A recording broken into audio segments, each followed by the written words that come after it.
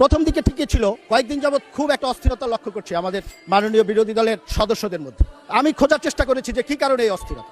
আমি একটি জিনিস খুঁজে পেয়েছি, অস্থিরতার কারণটি হলো 111-এর যে তত্ত্বাবধায়ক সরকার ছিল সেই সরকারটি সবাই জানেন সেনা সমর্থিত তত্ত্বাবধায়ক সরকার বলা হয়। আর গত 18 মাস যে সরকারটি ছিল সেই সরকার থেকে কিন্তু এই যে আমাদের আজকের যারা বিরোধী দলীয় নেতৃবৃন্দ আছে সেই জামাত ইসলাম এবং এনসিপি সমর্থিত সরকার হিসাবে সবাই সেই সরকারটিকে অবহিত করেছে। মাননীয় স্পিকার, গত 18 মাস যে আরামে ছিলেন সেই আরাম এখন আর হচ্ছে না। এই কারণে আমাদের অনেক সমস্যা হয়ে যাচ্ছে মাননীয় স্পিকার। কারণ আমি প্রমাণ দিয়ে দেখাতে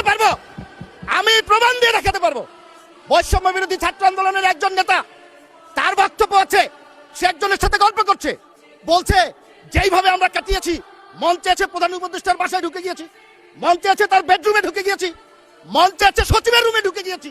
এখন তো আর সেই সুবিধা পাওয়া যাচ্ছে না মাননীয় স্পিকার। সমস্যাটা মাননীয় স্পিকার এই জন্যই